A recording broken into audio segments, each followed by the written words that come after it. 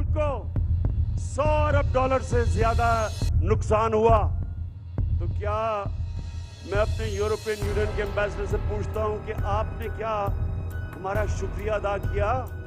I'm sad to say that we have been able to make no impact at all. They don't take us seriously. We are a divided house, and those powers know it. Imran Khan is the first ruler in the history of Pakistan to challenge America.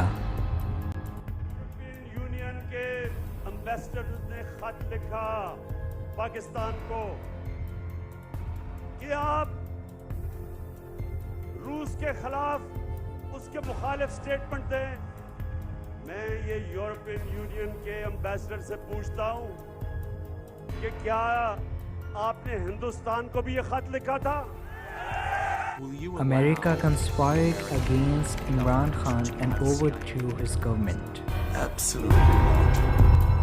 There's no way. कि वज़ीर आज़म इमरान खान वज़ीर आज़म house से बनी गाला रवाना हो चुके हैं।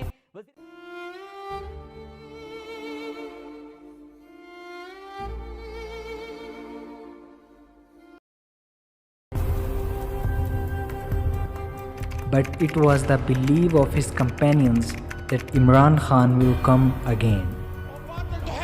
के लिए जल्द इमरान खान साहब इंशाल्लाह अवाम की ताकत से एक बार फिर इसी कुर्सी पे विराजमान होगा, 2-2.5 अक्सरियत से होगा। And the people of Pakistan supported Imran Khan in the recent by-election of Punjab. आपको बताएं कि सबसे पहले बात करेंगे पंजाब के ज़िमनी इलेक्शन में पीटीआई की यादगार फतह की, जिसके बाद हमजा शहबाज के हाथ से हुकूमत चली गई। पंजाब ने इम्पोर्टेड हुकूमत को नो मोर कह दिया। पीटीआई 15 नशिस्तों के साथ सरे फहरिस्त है। नून लीग सिर्फ 4 नशिस्तें ही जीत सकी।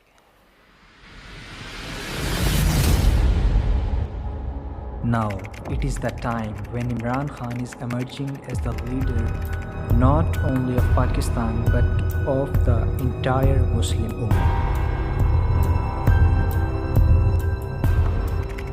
After Jinnah, Imran is the second ruler of Pakistan who wants to give freedom to Pakistanis. Quaid-e-Azam सारे ब्रिटिश इंडिया में सबसे कामयाब या नंबर 1 बैरिस्टर। कायद-ए-आज़म की जद्दोजहद को अगर हमने जस्टिफाई करना है, हमने अगर उनकी रूह को खुश करना है, तो हमें हकीकी आज़ादी के लिए पूरी जद्दोजहद करनी है। Now are the days of revolution in Pakistan, because Imran has been written in the fate of Pakistan.